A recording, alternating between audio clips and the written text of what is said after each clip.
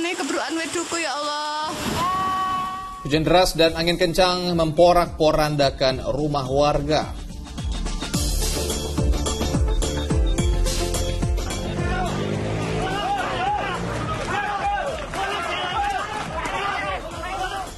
Hanya demi konten agar viral di media sosial, sejumlah remaja nekat tawuran.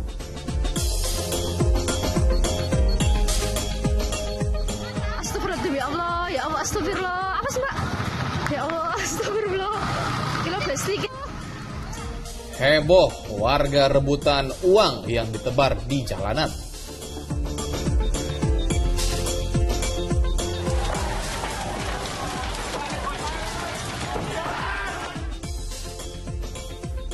Warga panik padamkan api yang membakar permukiman mereka di Jakarta Timur.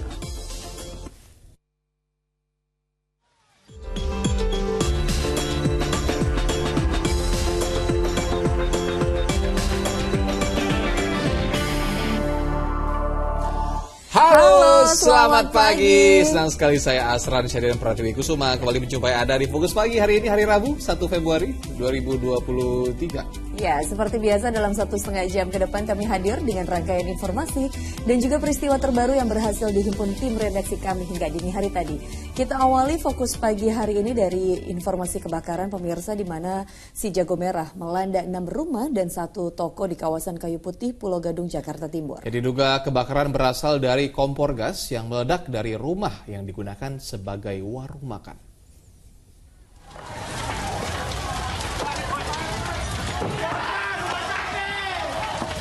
Enam rumah warga dan sebuah toko kelontong di Jalan Temu Giring, Kecamatan Pulau Gadung, Jakarta Timur ini dilalap si jago merah Selasa sore.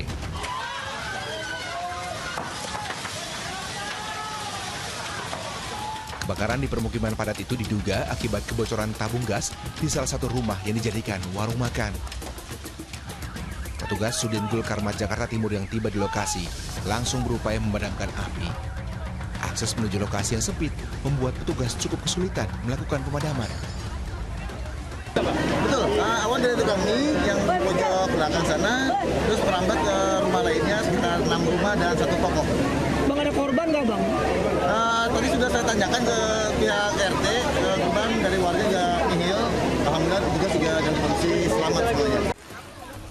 Dengan menerjunkan 13 unit mobil pemadam kebakaran, api berhasil dipadamkan selama 1 jam.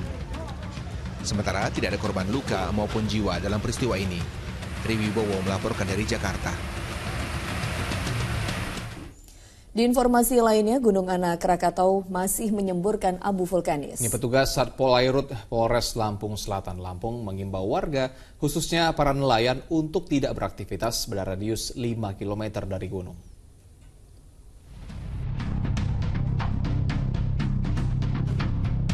Gunung Anak Krakatau di perairan Selat Sunda hingga Selasa masih terus mengeluarkan asap tebal. Material vulkanik sesekali menyembur hingga ketinggian sekitar 350 meter. Jangan sedekat-dekat arah ke Pulau Krakatau ya. Paling dekat 5 km dari Pulau Krakatau. Karena Pulau Krakatau lagi sering erupsi. Menanggapi situasi ini, tim Satpol Airut Polres Lampung Selatan sejak Senin terus berpatroli di perairan sekitar Anak Krakatau. Selain memantau aktivitas Gunung Anak Krakatau dari dekat, petugas juga mengimbau para nelayan yang mencari ikan agar selalu waspada. Masyarakat ataupun nelayan agar tidak mendekat ke Gunung Krakatau, karena Gunung Krakatau ini erupsi secara periadik ya. Jadi masyarakat kami himbau untuk tidak mendekat ke Gunung Krakatau minimal jarak 5 km demi untuk keamanan nelayan itu sendiri. Petugas juga meminta warga melapor jika ada wisatawan yang nekat mendatangi Gunung Anak Krakatau. Sampai saat ini masyarakat diminta menjauhi kawah gunung dengan radius 5 km. Sebelumnya Jumat lalu gunung api yang masih berstatus siaga level 3 itu sempat erupsi hingga 2 kali. Namun selama bulan Januari, Anak Krakatau telah puluhan kali erupsi. Asep Saifullah melaporkan dari Lampung Selatan, Lampung. Longsornya tebing setinggi 30 meter di kawasan Lembang, Kabupaten Bandung Barat, Jawa Barat mengakibatkan sejumlah bangunan rusak. Warga juga terancam terisolir karena akses jalan dan saluran air tertutup material longsor.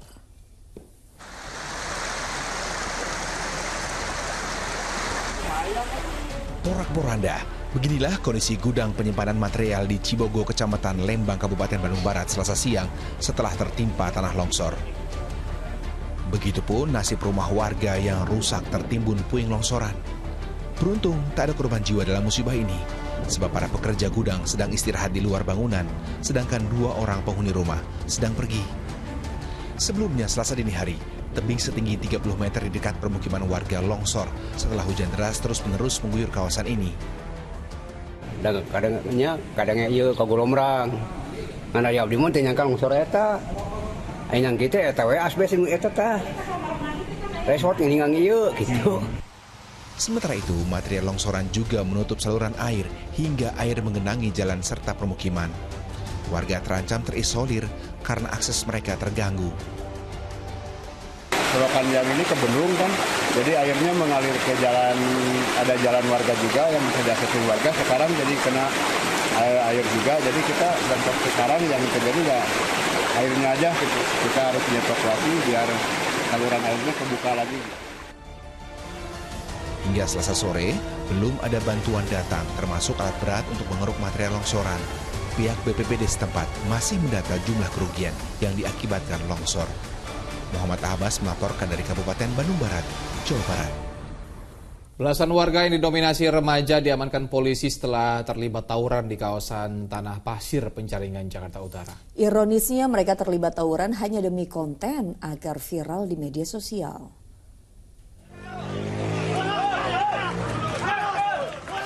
Dari video amatir, 2 kelompok warga yang didominasi remaja terlibat aksi saling serang dengan menggunakan senjata tajam di kawasan Tanah Pasir, Penjaringan, Jakarta Utara. Mereka juga terlibat saling lempar batu dalam tawuran tersebut.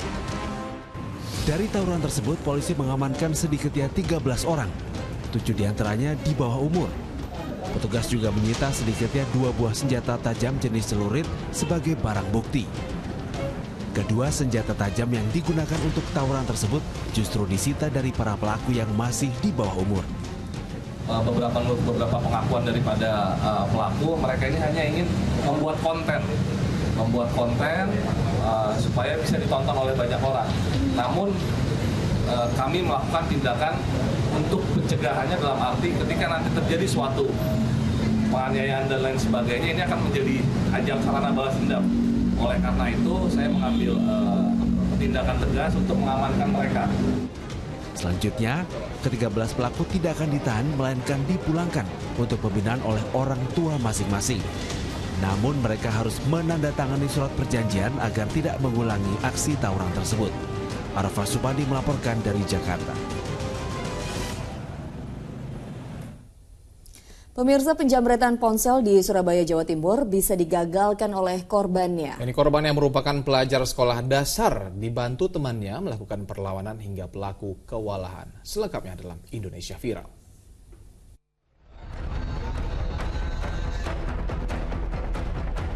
Penjamretan yang dilakukan seorang pria terhadap murid sekolah dasar ini terekam kamera pengawas. Kala dirampas ponselnya, pelajar perempuan yang berada di kawasan Jalan Duku Kupang, Surabaya itu pun sontak melawan.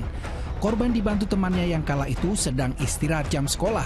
Adegan tarik-menarik pun terjadi hingga penjamretan ponsel gagal dilakukan.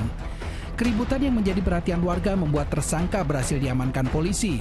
Pria yang berprofesi sebagai penjual bakso itu mengaku nekat merampas ponsel korban lantaran terdesak kebutuhan ekonomi. Tersangka berkeliling melewati dan melihat adanya suatu kesempatan di mana saat itu bocah anak SD berkumpul bermain. Dari situ beliau melewati, tersangka melewati, kembali lagi untuk mengambil kesempatan itu dan melakukan suatu tindakan penjamretan. Atas perbuatannya, tersangka terancam hukuman di atas 5 tahun penjara. Rahmat Hidayat melaporkan dari Surabaya, Jawa Timur. Kuasa hukum Verdi Sambo bersikukuh kliennya tidak pernah memerintahkan Richard Eliezer untuk menembak Brigadir Yosua. Pernyataan tersebut merupakan sanggahan atas tanggapan jaksa penuntut umum pada sidang sebelumnya. Dan pertama primer melanggar pasal 49 untuk Sidang kasus pembunuhan berencana atas Brigadir Yosua kembali digelar di Pengadilan Negeri Jakarta Selatan dengan agenda mendengarkan jawaban kuasa hukum terdakwa Ferdi Sambo atas tanggapan jaksa penuntut umum pada sidang sebelumnya. Dalam sanggahannya, kuasa hukum Ferdi Sambo menyatakan keterangan Richard Eliezer dalam BAP-nya tidak konsisten terkait perintah penembakan. Keterangan saksi Richard tersebut bertentangan dengan keterangan saksi Kuat Maruf dan keterangan terdakwa Ferdi Sambo sendiri, di mana fakta hukum sebenarnya terdakwa Ferdi Sambo hanya mengatakan kepada saksi Richard, "Hajar Cat, bukan woi kau tembak cepat, cepat woi kau tembak." Selain itu, kuasa hukum menilai jaksa penuntut umum hanya menggunakan keterangan satu orang saja, yakni Richard Eliezer, terkait perintah menghabisi nyawa Brigadir Yosua di rumah dinas Kadif Propam Polri 8 Juli 2022 lalu, sehingga hal itu tidak bisa dijadikan bukti kuat. Kuasa hukum Ferdi Sambo tetap bersikukuh kliennya tidak pernah memerintahkan Richard Eliezer untuk menembak Brigadir Yosua. Keterangan saksi Richard Eliezer merupakan keterangan yang berdiri sendiri tanpa adanya persesuaian dengan alat bukti lainnya. Sebagaimana yang diatur pasal 185 ayat 2 dan ayat 3 KUHP, keterangan seorang saksi dan tidak bersesuaian dengan alat bukti lainnya tidak cukup untuk membuktikan bahwa terdakwa Ferdi Sambo bersalah terhadap perbuatan yang didakwakan kepadanya. Berdasarkan uraian tersebut di atas, penuntut umum telah gagal dalam membuktikan dakwaan ke-1.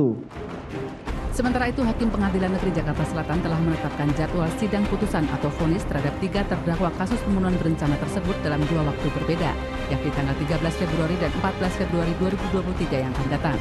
Tim Liputan melaporkan. Usai kemenangan azan subuh untuk wilayah ibu kota DKI Jakarta dan sekitarnya, kami akan hadir dengan sejumlah informasi menarik lain. Ya, diantaranya heboh warga rebutan uang di jalan yang ada menebarnya. Tetaplah bersama kami di Fokus Pagi. Ya Allah, astagfirullah. Kilo plastik.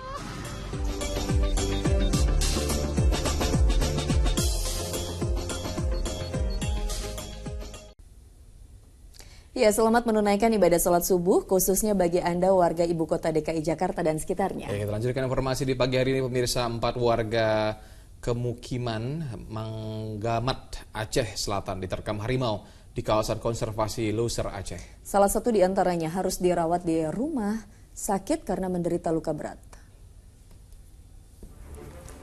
Rusdianto adalah salah satu korban yang diserang harimau di kawasan konservasi Loser, Aceh pada Sabtu 28 Januari 2023. Saat ini Rusdianto dirawat di RSUD Yulidin Awai, Tapak Tuan. Korban menderita luka cakaran pada bagian wajah dan kepala.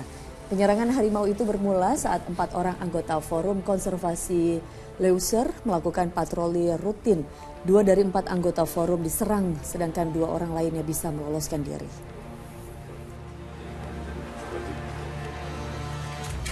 Seekor sapi mati tertimpa pohon saat hujan disertai angin kencang terjadi di Kabupaten Kulon Progo, Daerah Istimewa Yogyakarta. Di Kecamatan Pematang Sawah, Tanggamus, Lampung, hujan dan angin kencang merusak belasan rumah.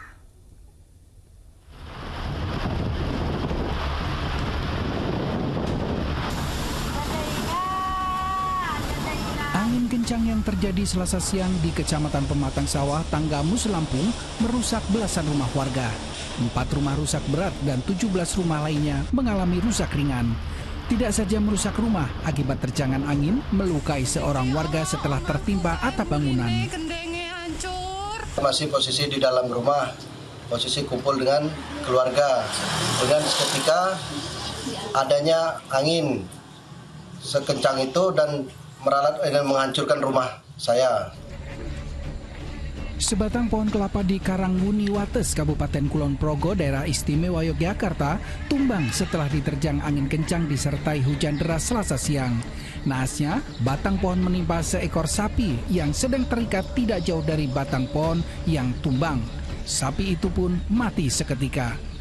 Akibat insiden itu, pemilik sapi menderita kerugian mencapai 15 juta rupiah. Di tempat pantat sapi itu loh, saya terus mundur. Kalau nggak mundur aku kena apa tuh? Kena juga ya? Kena juga. Terus setelah tertimpa itu terus langsung mati atau seperti apa? Ya kira-kira 5 menit. Hujan deras dan angin kencang kemungkinan masih akan terjadi di Kabupaten Kulon Progo. Karena itu warga diharapkan selalu berhati-hati. Tim Liputan melaporkan. Hujan deras yang mengguyur wilayah atas kota Semarang menyebabkan aliran air di sejumlah sungai meluap dan menyebabkan banjir. Salah satunya kawasan perumahan Dinar Indah. Tanggul darurat bocor tak kuat menahan derasnya arus air.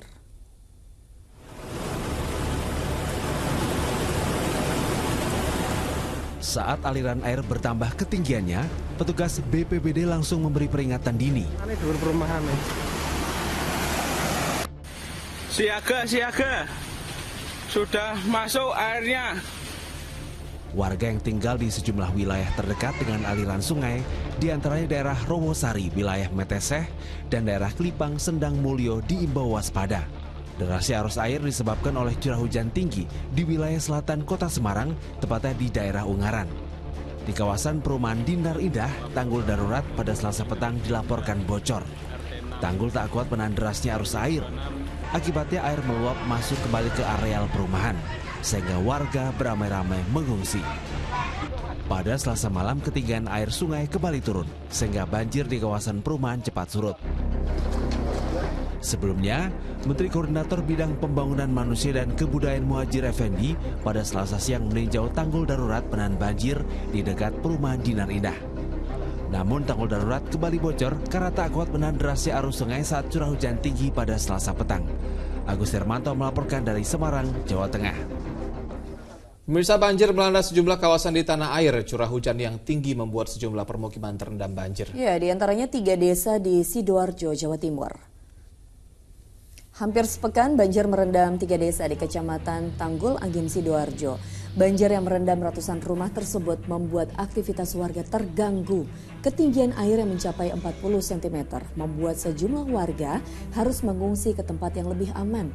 Banjir langganan yang kerap terjadi setiap tahun ini diduga akibat curah hujan yang tinggi serta letak geografis ketiga desa yang lebih rendah akibat penurunan tanah.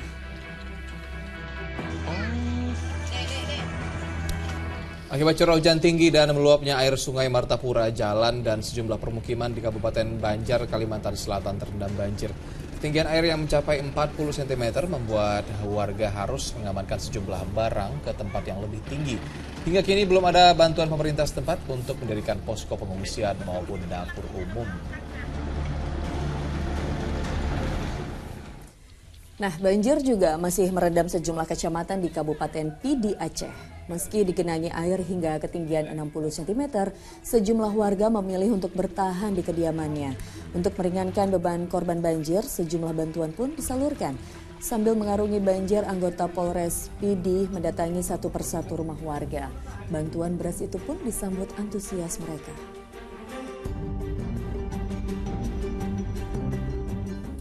Sejak 2 pekan terakhir, warga Kecamatan Kesamben, Kabupaten Jombang, Jawa Timur dihebohkan aksi pengendara mobil menyebar uang di jalanan. Nah, ini warga pun saling berebut uang yang disebar itu. Astagfirullah, ya Allah, astagfirullah. Apa sih, Mbak? Ya Allah, astagfirullah. Kilo plastik, gila, lo, ya Allah, astagfirullah. Ya Allah, astagfirullah. Seperti inilah aksi warga desa Kesamben, Kecamatan Kesamben, Kabupaten Jombang, berebut uang yang disebar di jalan oleh pengendara minibus berwarna hitam. Aksi sebar uang pecahan Rp50.000 hingga Rp100.000 di jalan ini diketahui sudah terjadi sejak 2 pekan terakhir. Aksi ini pun tak luput dari sorotan kamera ponsel warga dan tersebar luas di dunia maya.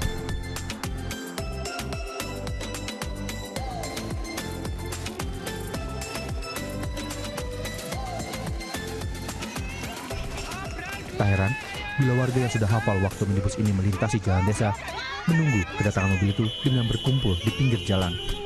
Meski belum melihat secara jelas, namun warga sekitar menduga mengenal sosok penyebar uang itu. Diduga, pria yang ada di dalam mobil dulunya merupakan warga desa Kesamben, namun sudah lama pindah keluar kota bersama keluarganya. Pagi-paginya sudah mulai bulan Desember kemarin, seminggu sekali, terus akhirnya viral jadi 2 kali, bahkan terakhir seminggu 4 kali. Itu setiap pagi, terus sekarang minggu kemarin itu sampai siang. Sementara itu, menurut warga, sosok misterius tersebut juga menyebar uang di sejumlah desa yang ada di Kecamatan Kesamben. Salah seorang warga mengaku pernah mendapatkan uang mencapai Rp800.000. 100. Itu 50-an apa 100-an? Sama Mas. Berarti dapat 6 lembar gitu, Mas. Buat apa, Pak? Uangnya, Pak? Buat melencer. Buat makan. Enggak, buat melencer. Melencer langsung habis. Pulang. Melencer itu apa, Pak? Jalan-jalan. Warga pun merasa senang mendapat rezeki tak terduga di jalan. Dwi Mujarso melaporkan dari Jombang, Jawa Timur. Pemirsa, suasana duka selimuti keluarga di Rumah Sakit Polri Kramat Jati, Jakarta menyusul selesainya otopsi jenazah Aibda I. Hasil visum jenazah tim kedokteran forensik sudah menyerahkannya ke penyidik untuk kepentingan penyelidikan penyebab pasti kematian almarhum. Pihak keluarga tak kuasa menahan kesedihan saat melihat jenazah dikeluarkan dari ruang instalasi forensik Rumah Sakit Polri Kramat Jati, Jakarta Timur Selasa malam. Sejumlah personil Satreskrim Polres Kepulauan Seribu juga tampak menyampaikan bela sungkawa atas meninggalnya rekan mereka. Tim forensik sudah menyelesaikan autopsi jenazah Aibda I dan hasil visum sudah mereka serahkan ke penyidik untuk penyelidikan lebih lanjut terkait penyebab pasti kematiannya. Anggota reskrim memang. Anggota reskrim. Memang betul anggota reskrim. Identitasnya untuk identitas dan pangkatnya dan jabatannya sebagai apa, Pak? Anggota reskrim Banit Unit 2 reskrim. Jenazah Aibda I, anggota Polres Kepulauan Seribu yang ditemukan tewas di kantornya akhirnya tiba di rumah duka di kawasan Sunter Agung, Tanjung Priok, Jakarta Utara Selasa malam. Orangnya baik kok dia. Sosoknya selama ini yang abang kenal? Baik banget. Kalau di warga dia suka nyapa orang baik banget. Gitu. Udah itu aja, Pak. Punya anak berapa, Pak? Kayaknya satu deh, Pak. Satu ya? Besok rencananya dimakamin di mana, Pak? Saya belum tahu. Kayaknya sih dengar-dengar Budi Dharma. Aibda I ditemukan tewas di dalam kantor perwakilan Polres Kepulauan Seribu Kalibaru, Cilincing, Jakarta. Hingga kini petugas masih menyelidiki kasusnya, diantaranya dengan olah TKP, pengumpulan barang bukti, hingga pemeriksaan sejumlah saksi. Triwibowo dan Aropah Supandi melaporkan dari Jakarta. Peristiwa mahasiswi yang tewas diduga akibat tertabrak iring-iringan kendaraan motor Polda Metro Jaya di Cianjur, Jawa Barat meninggalkan kesedihan yang mendalam bagi keluarga. Ya, ini keluarga meminta kepada pihak polisian agar kasus ini diproses dengan jujur dan transparan kepada publik.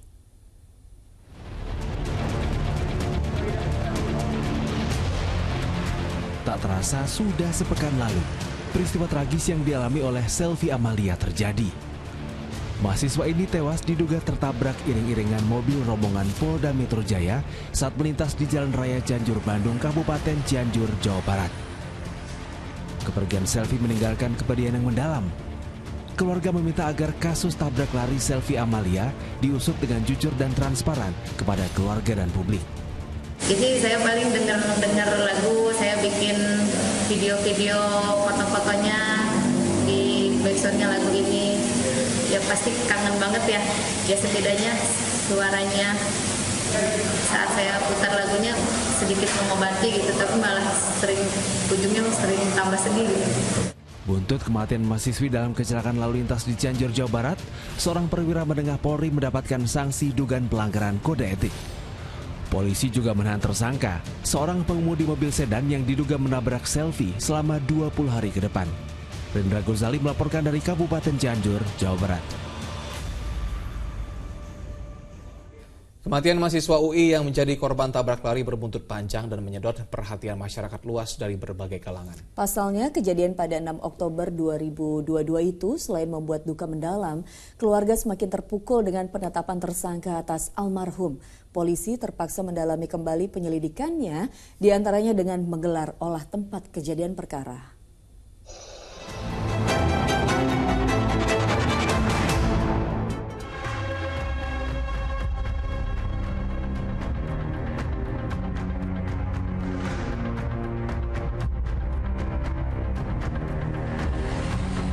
Penetapan Muhammad Hasha atau Lahsaf Putra, mahasiswa Universitas Indonesia yang tewas dalam kecelakaan sebagai tersangka menuai sorotan masyarakat luas dari berbagai kalangan.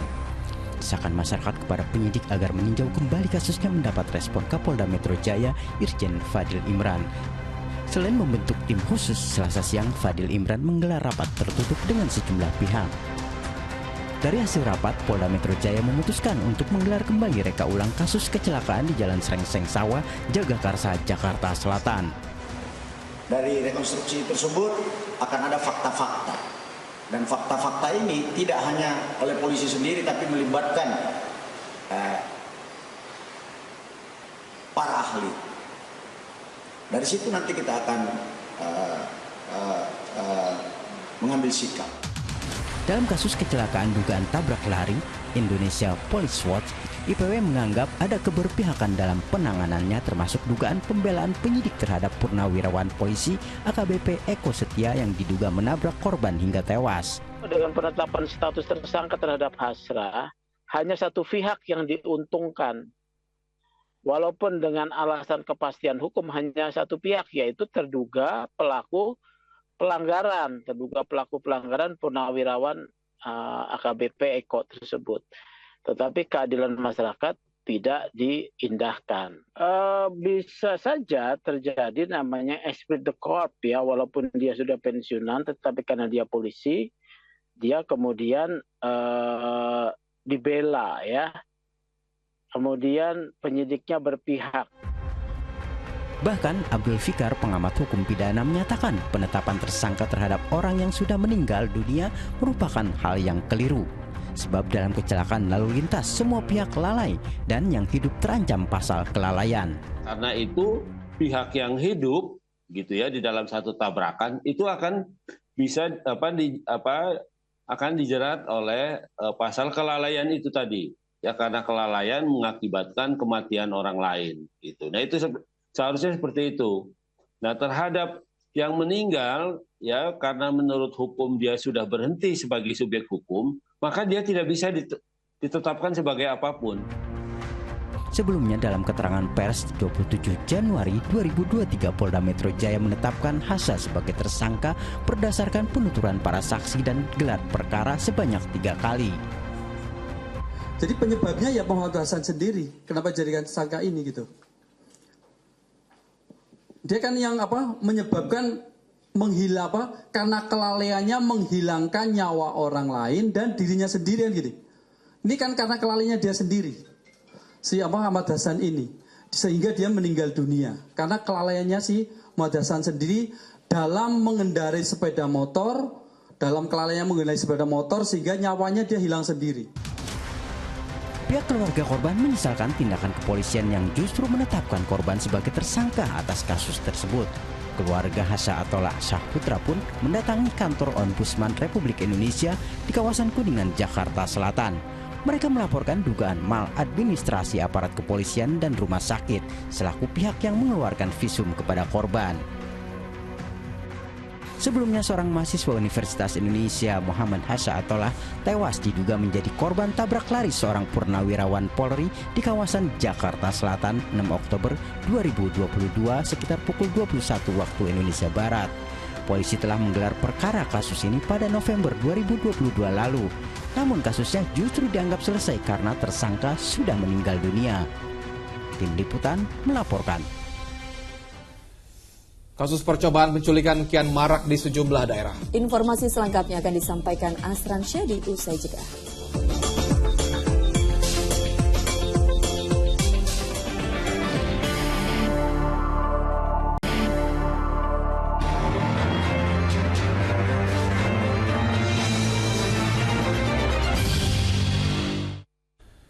Direktorat Narkoba Polda Metro Jaya menggagalkan penyelundupan sabu di dalam sebuah angkutan kota di kawasan Kampung Rambutan, Jakarta Timur.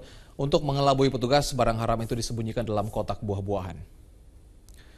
Video amatir merekam detik-detik saat petugas tengah membongkar kotak buah berisikan jeruk dan alpukat. Saat dikeluarkan, terlihat paket putih yang diketahui sebagai narkotika jenis sabu. Berkat kejelian petugas, penyelundupan sabu-sabu seberat 40 kg di terminal bus Kampung Rambutan, Jakarta ini berhasil digagalkan. Petugas di Ditres Narkoba Polda Metro Jaya masih menelusuri asal narkotika dan tujuan barang haram tersebut. Hingga kini, beberapa orang saksi masih terus dimintai keterangan oleh petugas. Narkoba jenis sabu seberat 40 kg itu kemudian dibawa petugas ke gedung di Narkoba Polda Metro Jaya untuk kepentingan penyelidikan.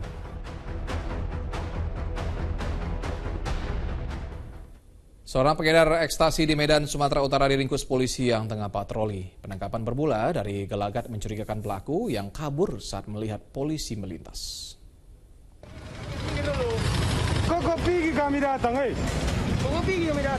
Pria ini dicurigai para personel Direktorat Samapta Polda Sumatera Utara yang akan beristirahat di Jalan Jamin Ginting, Kota Medan usai berpatroli.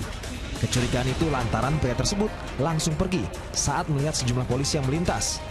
Petugas yang melihat gelagat aneh langsung menangkap dan menggeledah-nya. Benar saja, saat digeledah ditemukan 9 butir pil ekstasi yang disimpan di dalam bungkus rokok. Kamu kalau di sini apa isinya nih? Apa itu? Meski sempat mengelak, pria berusia 28 tahun itu diamankan dan dibawa ke kantor polisi untuk diperiksa. Memang benar anggota PRC Samapta Polda Sumut, Direktorat, ada mengamankan seorang laki-laki yang memang dicurigai dan pada saat itu langsung diberhentikan oleh yang bersangkutan, dan setelah digeledah ternyata yang bersangkutan membawa narkotika jenis ekstasi. Diduga pelaku akan mengedarkan pil ekstasi ke sejumlah tempat hiburan malam di Kota Medan. Tuti Alawiyah Lubis melaporkan dari Medan, Sumatera Utara. Polisi meringkus 2 kakak beradik pembegal yang terekam CCTV menodongkan pistol saat merampas ponsel warga di Cimahi, Jawa Barat. Keduanya merupakan residivis kasus serupa yang dikenal tak segan melukai korbannya.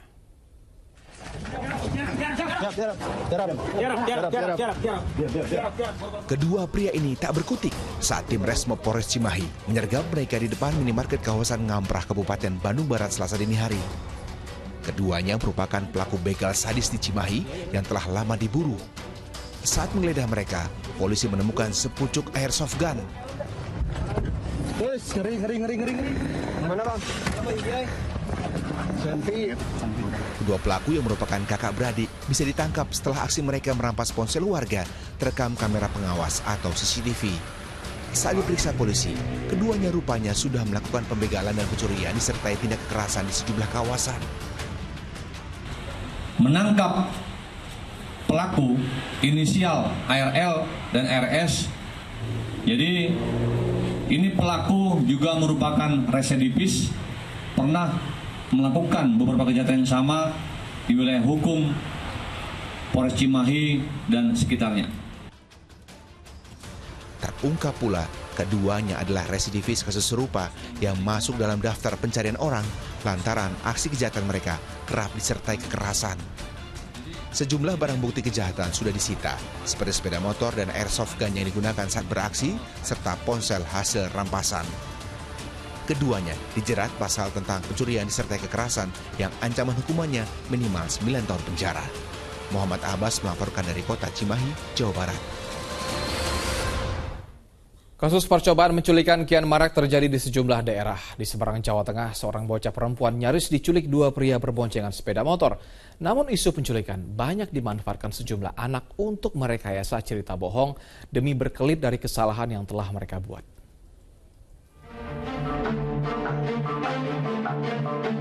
Dugaan upaya penculikan itu menimpa seorang bocah perempuan berusia 11 tahun di Jalan Karanglo, Kelurahan Gemah, Pedurungan, Kota Semarang, Senin petang. Korban saat itu dipaksa ikut naik sepeda motor oleh 2 pria usai berbelanja di warung kelontong. Jalan Karanglo. Jadi kronologisnya si anak ini akan belanja ke warung, kemudian didatangi oleh 2 pemuda tidak dikenal menggunakan kendaraan NMAX warna hitam, kemudian ditawari permen dan diajak, kemudian ditarik tangannya. Namun sang bocah melawan dan berteriak minta tolong hingga warga berdatangan. Keduanya pun mengurungkan niat lalu kabur. Peristiwa itu sontak menggegerkan warga setempat. Dia cuma berhenti dikirain Najwa tanya alamat. Ternyata apa itu namanya mau ngajak. Mau ngajak pergi? Iya. Terus ditawari apa? Permen. Ditawari permen? Dia enggak mau. Gimana Dek? Gimana tadi? Aku ditarik sama dia, terus habis itu digendong. Sayangnya, berita kasus penculikan yang akhir-akhir ini marak justru dimanfaatkan oleh sejumlah anak untuk mengarang cerita bohong. Di Bogor, Jawa Barat, 2 bocah perempuan kelas 5 sekolah dasar mengaku lolos dari percobaan penculikan hingga videonya viral di media sosial. Namun setelah didalami, keduanya ternyata hanya mengarang cerita lantaran takut dimarahi orang tua karena terlambat pulang sekolah. Mau pulang mungkin berpikir takut dimarahin, mereka langsung ngarang cerita bahwa mereka itu diculik gitu Mas. Nah, jadi biar gak dimarahin orang tuanya, mereka ngarang cerita bahwa mereka itu diculik orang lain gitu. Hal yang sama juga terjadi di Kecamatan Camplong, Kabupaten Sampang, Jawa Timur. 3 siswa mengaku hendak diculik beberapa orang yang mengendarai mobil saat berangkat sekolah madrasah. Namun setelah dilakukan pendekatan, ketiganya mengaku mengarang cerita bohong lantaran takut dimarahi oleh ustadz akibat datang terlambat. Menyikapi maraknya berita penculikan, Kapolda Jawa Timur menegaskan pemberitaan yang banyak beredar di media sosial itu merupakan berita bohong. Yang lain yang jelas kita sikapi juga berkait dengan kemungkinan apakah ini bisa terjadi di Jawa Timur. Jadi ada langkah-langkah mencegah penyebaran berita bohong agar tak meresahkan masyarakat. Pihak kepolisian Polda Jawa Timur telah membekukan berita-berita hoaks seputar penculikan anak melalui patroli siber. Tim Liputan melaporkan. Takut dimarahi akibat terlambat masuk sekolah, seorang siswa sekolah dasar di Kota Padang, Sumatera Barat mengarang cerita tentang penculikan dirinya. Dugaan penculikan ini sempat menghebohkan masyarakat dan ceritanya beredar luas di media sosial. Kisah penculikan yang diduga menimpa seorang siswa sekolah dasar di Kota Padang, Sumatera Barat ternyata rekayasa belaka. Karena takut dimarahi guru, siswa yang terlambat datang ke sekolah akhirnya membuat cerita drama penculikan. Ia pun menceritakan kebohongan ke petugas dari Polsek Lubuk Begalung, Kota Padang. Melihat pagar sekolah sudah ditutup, seketika timbul ide mengarang cerita kalau ia hendak diculik 2 pria bermotor yang membawa senjata tajam. Sempat membuang tas dan sepatu, ia mendatangi nenek dan menceritakan sandiwara penculikan. Petugas langsung melakukan olah TKP dan menemui kejanggalan. Jadi setelah dilakukan wawancara secara mendalam terhadap anak tersebut, jadi anak tersebut mengakui bahwa seluruh berita yang disampaikan itu adalah rekayasa dan atau bohong. Ibu dari pelajar telah meminta maaf atas kejadian tersebut. Guru dan orang tua siswa tetap waspada untuk menjaga anak dari penculikan dan membimbing putra-putri mereka agar jujur dalam setiap tindakan yang diambil. Sri Purnama melaporkan dari Kota Padang, Sumatera Barat. Oknum polisi di Lampung Selatan, Lampung kerap mengamuk di lingkungan tempat tinggalnya. Bahkan seorang tetangga mengalami luka setelah diduga ditombak oleh oknum polisi tersebut.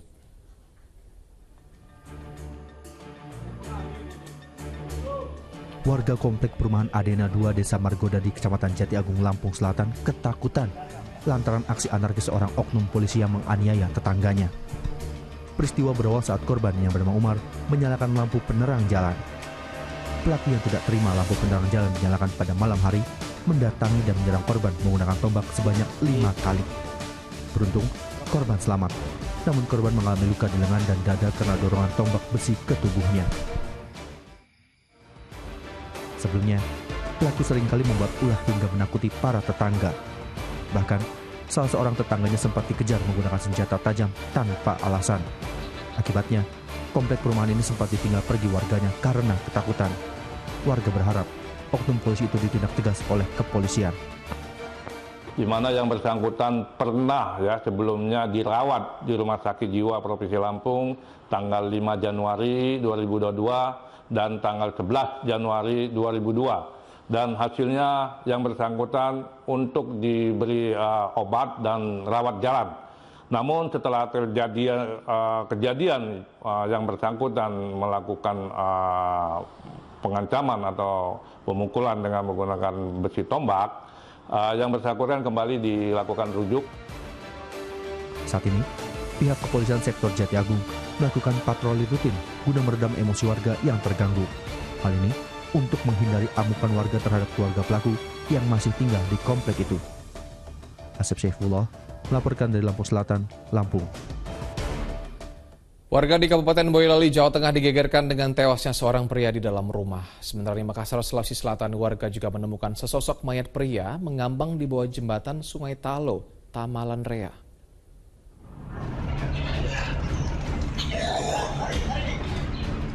Temuan sesosok jasad pria yang mengambang di bawah jembatan di Sungai Talo, Kelurahan Parangloe, Kecamatan Tamalan Rea, Makassar, Selasa siang menghebohkan warga. Keberadaan jasad itu pertama kali diketahui seorang nelayan yang melintas. Kepolisian lalu mengevakuasi jasad ke tepi sungai dan langsung mencari identitas korban. Terkuak, korban bernama Firdaus, warga Kabupaten Jeneponto yang berusia 29 tahun. Ini FS, korban laki-laki umur 29 tahun, dia pekerjaan buruh tani. Buruh tani. Ya, lama Jeneponto. Ini diduga ada unsur kekerasan atau bagaimana ini ambil? Ya, polisi masih punya penyelidikan. Ini kan mayatnya dievakuasi ke rumah sakit Bayangkara untuk diotopsi. Ya. Belum diketahui penyebab pria itu tewas. Hingga Selasa malam, kepolisian masih menunggu persetujuan keluarga untuk proses otopsi korban yang sudah berada di Rumah Sakit Bayangkara Makassar.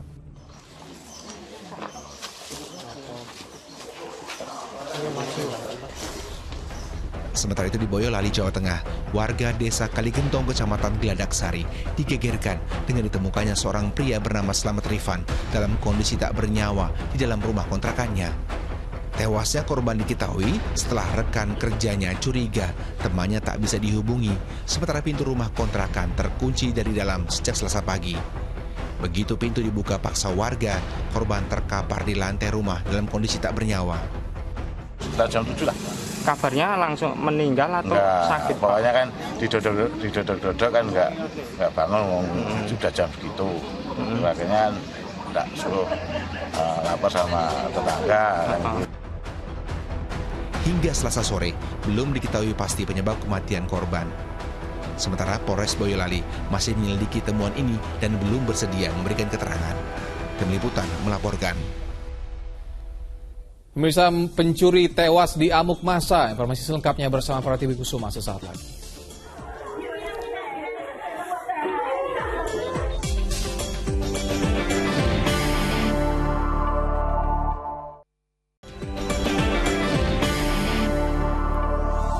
Anda kembali menyaksikan Fokus Pagi bersama saya Pratiwi Kusuma. Pemirsa, ditolak istri berhubungan badan, seorang ayah di Banyuwangi, Jawa Timur malah tega mencabuli anak kandungnya. Sementara di Kabupaten Kulon Progo, seorang kakek mencabuli 3 anak di bawah umur. Seorang kakek ini tak berkutik saat petugas Satreskrim Polres Kulon Progo menggerebek kediamannya di Kapanewon Wates. Tanpa perlawanan, pria berusia 57 tahun itu digelandang ke Mapolres Kulon Progo atas kasus pencabulan. Dengan iming-iming uang jajan, pelaku mencabuli 3 anak di bawah umur. Para korban diajak jalan-jalan menggunakan mobil, lalu dicabuli di rumah tersangka. Aksi bejatnya terungkap setelah salah satu korban menceritakan kepada orang tuanya dan melaporkannya ke polisi. Ketika korban sedang bermain atau berjalan di depan rumah pelaku, lalu pelaku memanggil para korban dengan diiming-iming uang untuk membeli jajanan. Setelah itu diajak naik keliling mobil ke Stadion Cangkring Wates. Setelah selesai diajak keliling, ketiga anak korban tersebut kembali ke rumah pelaku untuk bermain kartu remi. Di Banyuwangi, Jawa Timur, seorang ayah tega mencabuli anak kandungnya yang masih berusia 7 tahun. Aksi bejatnya terbongkar setelah terpergok sang istri. Ironisnya, pria berusia 30 tahun itu berdalih akan menggantikan baju korban setelah selesai dimandikan. Sang suami hampir dihakimi warga setelah istrinya berteriak minta pertolongan. Diduga pelaku nekat melakukan aksi bejatnya lantaran kerap ditolak istrinya untuk berhubungan badan. Petugas langsung melakukan penyelidikan, termasuk olah TKP, integrasi saksi-saksi, dan juga melakukan penyidikan. Kemudian setelah dilakukan gelar perkara, kesimpulan gelar bahwa si ES dapat ditetapkan sebagai tersangka. Atas perbuatannya, pelaku terancam hukuman maksimal 15 tahun penjara. Tim Liputan melaporkan. Seorang pria yang diduga pencuri sepeda motor di Kabupaten Ogan Ilir, Sumatera Selatan, tewas setelah dihakimi massa. Aksi main hakim sendiri terjadi lantaran warga kesal. Wilayah mereka kerap terjadi pencurian sepeda motor.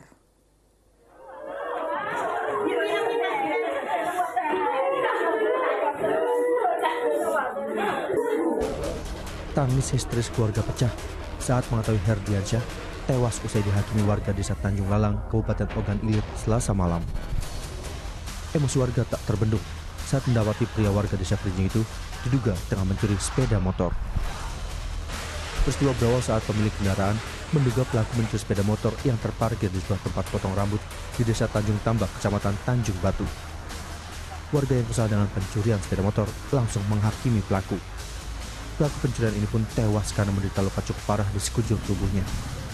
Jadi pada saat di TKP kita mengamankan jenazah dalam kondisi sudah tidak bergerak. Kita bawa ke rumah Puskesmas Tanjung Batu dan kita evakuasi ke rumah jenazah.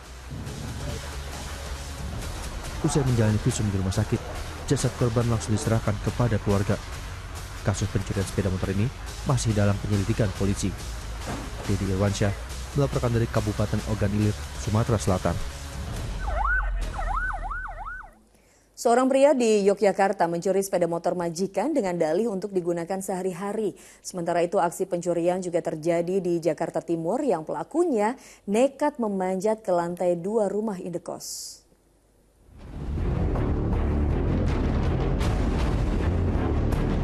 Inilah rekaman kamera pengawas yang memperlihatkan seorang pria sedang mencari cara untuk bisa menyelinap ke rumah indekos di Matraman, Jakarta Timur. Beberapa saat kemudian, pria tersebut lantas memanjat tembok rumah indekos untuk menuju ke lantai 2. Dari salah satu kamar di lantai atas, pelaku menggasak satu unit telepon genggam yang tergeletak di atas kasur saat korban tengah tertidur. Meski wajah pelaku terlihat jelas di rekaman kamera pengawas, warga sekitar tak ada yang mengenalinya. Aksi pencurian yang terekam kamera pengawas juga terjadi di Gondomanan, Yogyakarta pada 21 Januari lalu. Terlihat pria yang mengenakan helm ini berjalan perlahan saat keadaan sepi. Pria itu lantas mencuri satu unit sepeda motor dan membawanya dengan cara menuntunnya. Kemudian polisi berhasil menangkap pelaku yang ternyata pegawai korban di sebuah toko roti. Dari pengakuannya, pria berusia 26 tahun itu nekat mencuri sepeda motor majikannya untuk dipakai sehari-hari. Ini dengan modus kunci duplikat karena tersangka ini merupakan karyawan dari sebuah toko roti yang tempat ini pemiliknya adalah keponakan dari pemilik toko. Akibat perbuatannya, tersangka kini ditahan di Polsek Gondomanan dan terancam dijerat pasal 363 tentang pencurian dengan ancaman maksimal 7 tahun penjara. Tim Liputan melaporkan.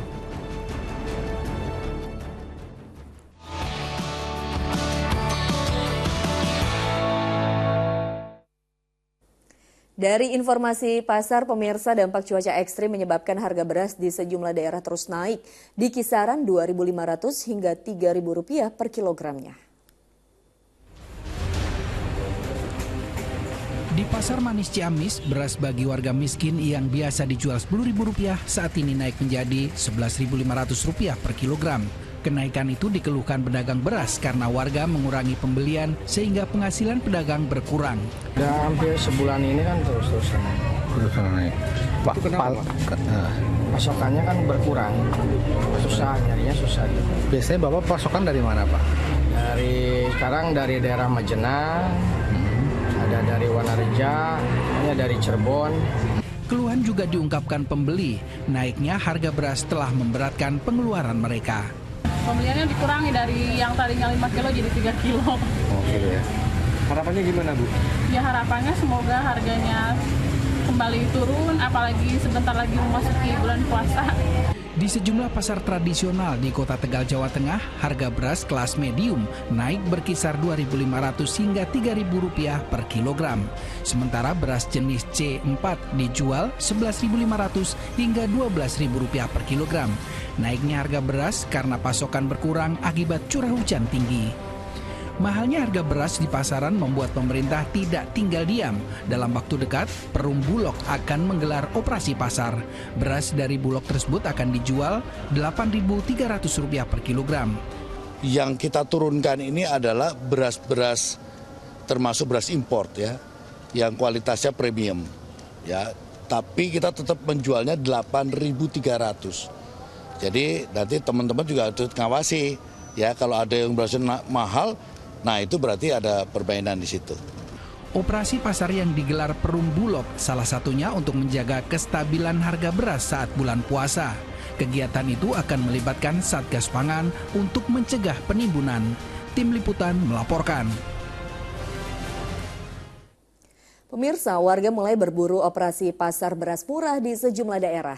Seperti di Kulon Progo, 2 ton beras murah berkualitas medium ludes diserbu warga hanya dalam waktu 30 menit saja.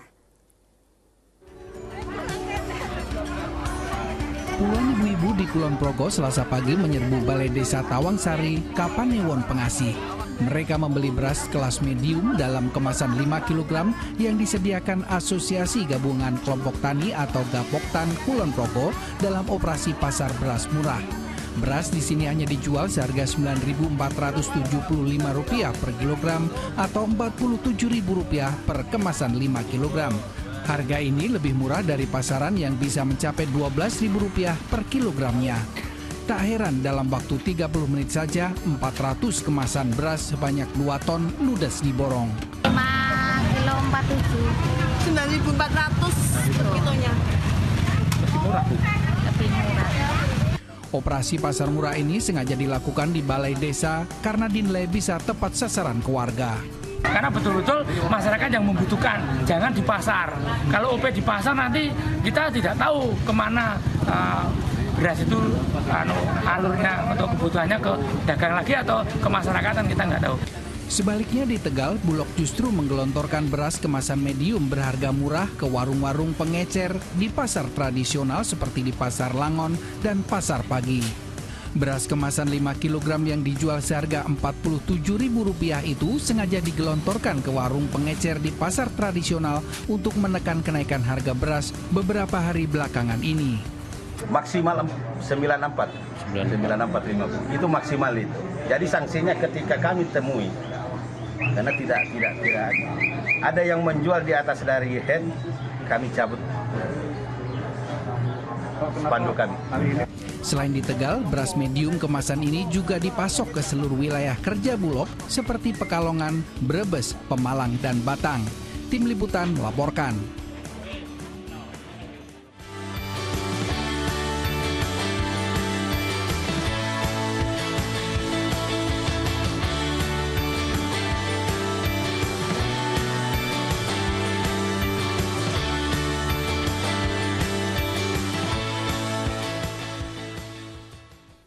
Di informasi lainnya, Presiden Joko Widodo menyebut Partai Solidaritas Indonesia punya peluang untuk lolos ke Senayan pada pemilu 2024 mendatang. Presiden Joko Widodo menghadiri Kopi Darat Nasional Partai Solidaritas Indonesia pada Selasa malam di Jakarta. Kopdarnas PSI ini merupakan puncak acara ulang tahun PSI yang ke-8. Saat memberikan sambutan, Jokowi menyebut PSI berpotensi mencapai ambang batas lolos ke parlemen dengan pemilih muda usia 17 hingga 40 tahun yang mencapai 60%. PSI harus memiliki diferensiasi.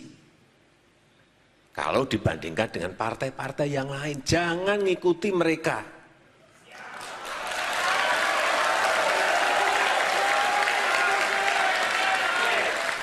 Isunya jangan ngikuti mereka.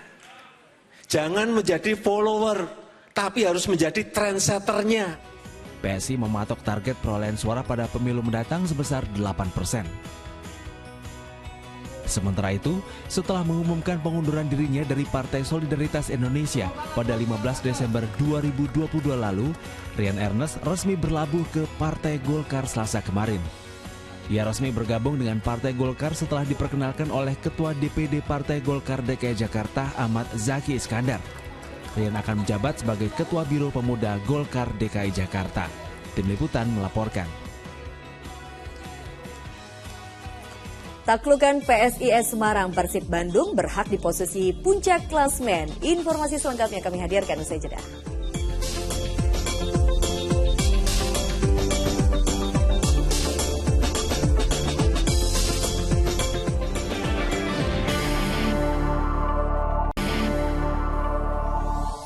Anda kembali menyaksikan Fokus Pagi bersama saya Pratiwi Kusuma. Dan saya Asran Syadid. Pemirsa, Presiden Joko Widodo mengungkap alasan rencana reshuffle atau perombakan dalam kabinetnya karena faktor kinerja dan faktor politik. Terkait waktu perombakannya, Presiden hanya mengatakan tunggu waktunya. Presiden Joko Widodo menyebut pertimbangan reshuffle atau perombakan kabinet atas dasar kinerja para menteri. Tetapi Presiden Joko Widodo tidak menafikan adanya sisi politis dalam perombakan anggota Kabinet Indonesia Maju. Secara umum, menurut Jokowi, kinerja kabinet saat ini baik, tetapi kinerja menteri ada yang perlu dievaluasi. Rencana perombakan kabinet mengemuka menyusul Partai Nasdem mengusung Anies Baswedan calon presiden. Sementara untuk waktu kocok ulang kabinet, Jokowi hanya mengatakan tunggu saja waktunya. Pernyataan Presiden disampaikan pada Selasa malam seusai menghadiri Kopdarnas Partai Solidaritas Indonesia. Ditunggu aja besok. Ditunggu saja besok. Berarti besok ada atau enggak? Ditunggu saja. Kabar beredar Bapak masih butuh waktu buat ditunggu saja besok. Rabu Pon atau Rabu pagi? Rabu Pon besok. Kemisnya Kemis pagi. Yang utama memang performa, kinerja. Bahwa ada sisi politiknya pasti juga ada. Tapi itu bukan yang utama. Tapi berarti kinerja kabinet Bapak sekarang baik-baik saja semua atau baik-baik saja secara umum. Spesifiknya? Secara khusus kan tadi umum Pak. Ya kalau secara khusus pasti ada yang performanya, kinerjanya perlu dievaluasi biasa tuh. Ada koreksi dari setiap perjalanan yang biasa. Istri Gubernur Jawa Barat Atalia Praratia masuk dalam bursa pemilihan Wali Kota Bandung 2024. Wanita yang akrab disapa Bu Cinta ini menjadi sosok penantang usai elektabilitasnya berada di urutan kedua setelah petahana Yana Mulyana. Dia belum tahu, pokoknya intinya surveinya bagus. Oke. Gubernur Jawa Barat Ridwan Kamil memberi lampu hijau pada istrinya Atalia Praratia maju dalam pemilihan Wali Kota Bandung 2024. Hal tersebut disampaikan Atalia saat mengisi salah satu acara di Gedung Sate, Kota Bandung. Menurut wanita yang akrab disapa Bu Cinta ini, Ridwan Kamil telah merestui dirinya turut berperan dalam dunia politik. Meski demikian, Atalia masih mempertimbangkan untuk masuk partai politik serta maju kontestasi calon Wali Kota Bandung 2024 mendatang. Istri Gubernur Jawa Barat ini mengaku sudah mendapat tawaran dari partai politik untuk bisa maju pemilihan wali kota. Namun, tawaran itu masih ia pertimbangkan. 2024 Bapak secara tidak langsung udah ngasih restu Ibu naik ke Kota Bandung. Udah ngasih. Bapak sudah ngasih restu kepada saya. Hanya saya masih belum bisa, kemudian hati saya belum tergerak untuk masuk ke politik gitu seperti itu. Tapi untuk ke Pilwalkot tapi pilkada itu kemana-mana pun. Ya Kang ya. Jadi tinggal itu kan. Semangat. Kamu udah kuning, kamu kodenya bagus. Dengan kondisi Ridwan Kamil yang sudah masuk ke Partai Golkar, Atalia bisa saja masuk ke partai berlogo beringin tersebut. Muhammad Rizal melaporkan dari Bandung, Jawa Barat. Ketua Komite Pemilihan PSSI mengumumkan sejumlah nama bakal calon Ketua Umum dan Wakil Ketua Umum PSSI yang lolos tahap pertama. Terdapat 5 bakal calon Ketua Umum dan 16 bakal calon Wakil Ketua Umum yang berhak mengikuti pemilihan selanjutnya. Ketua Komite Pemilihan Amir Burhanuddin mengumumkan sejumlah nama yang lolos dalam verifikasi administrasi sebagai bakal calon Ketua dan Wakil Ketua Umum PSSI di Stadion Gelora Bung Karno, Jakarta Selasa sore. Komite Pemilihan berhasil menjaring 5 bakal calon Ketua Umum dan 16 bakal calon Wakil Ketua Umum PSSI.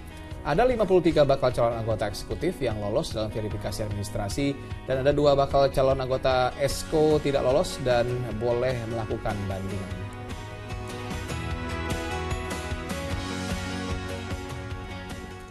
Dari pekan ke-21 BRI Liga 1 pemirsa, ini Persib Bandung meneruskan tren positif kali ini dengan mengalahkan PSIS Semarang pada Selasa sore. Ya, ini penyerang Persib David Da Silva tampil istimewa dengan torehan 1 gol dan 2 umpan berbuah gol.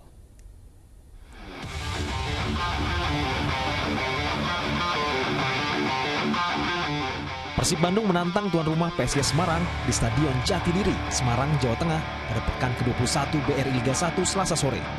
Sejumlah gempuran tim tamu akhirnya berbuah manis. Persib berhasil unggul di menit 18 setelah Mark Klok dengan apik menanduk umpan dari David da Silva. Di menit 27, Ciro Alves yang menerima umpan tarik tinggal berhadapan dengan kiper Adi Satrio. Namun wasit menganggap Ciro sudah terjebak offside, padahal dalam tayangan ulang jelas Ciro dalam posisi onside.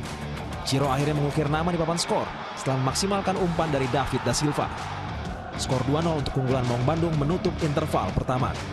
Di babak kedua, PSIS berupaya mengejar. Laskar Maesa Jenar mendapat gol yang dinanti lewat sambaran Taisei Marukawa. Sang Pangeran Biru tidak membiarkan PSIS bereaksi lebih lanjut. Di menit 81, giliran David da Silva yang menjebol gawang PSIS setelah menerima umpan Rezaldi Hehanusa. Skor 3-1 tidak berubah hingga peluit panjang berbunyi. Tim besutan Luis Mia meneruskan tren positif menjadi 4 kemenangan beruntun dan berhak atas posisi puncak dengan raihan 42 poin. Adapun PSIS tertahan di strip ke-9 dengan koleksi 26 angka. Polresta Malang Kota menetapkan 7 orang tersangka unjuk rasa yang berakhir rusuh di kantor Arema FC. Semua tersangka merupakan warga Kabupaten Malang dan dijerat pasal berbeda tentang perusakan dan penghasutan. Inilah 7 orang yang ditetapkan menjadi tersangka dalam kasus pengeroyokan dan perusakan kantor Arema FC. Penetapan status ini dilakukan usai kepolisian sempat mengamankan 115 orang di lokasi kericuan hari Minggu lalu. Ketujuh tersangka yang seluruhnya warga Kabupaten Malang ini dijerat pasal berbeda terkait penyerangan dan penghasutan. Sejumlah barang bukti perusakan juga diamankan kepolisian. Di antara 7 orang itu sebanyak 5 orang kita kenakan pasal 170 KUHP atau pasal 170 ayat 2 ke-2E KUHP dan 2 orang dikenakan pasal 160 KUHP atau pasal 14 Undang-Undang RI nomor 1 tahun 1946 tentang peraturan hukum pidana dan atau pasal 15 Undang-Undang RI nomor 1 1946 tentang peraturan hukum pidana. Sebelumnya, bentrokan di kantor Arema FC terjadi Minggu siang. Kali itu, unjuk rasa ratusan oknum diduga Aremania untuk menuntut manajemen Arema FC peduli dan mendukung proses hukum tragedi Kanjuruhan tiba-tiba memanas. Bentrokan pun tak terhindarkan. Selain merusak kantor Arema FC, sekelompok massa juga menganiaya penjaga keamanan kantor. Akibatnya, 3 orang terluka. Nur Ramadan melaporkan dari Malang, Jawa Timur. Dan pemirsa, laporan tadi menutup kerusuhan kita di Fokus Pagi hari ini. Usai Fokus Pagi, jangan lewatkan untuk menyaksikan program Panggilan. Ya, mewakili tim redaksi dan kerabat kerja yang bertugas, saya Pratiwi Kusuma. Dan saya Asran Syedi pamit. Selamat pagi, selamat beraktivitas, dan sampai jumpa.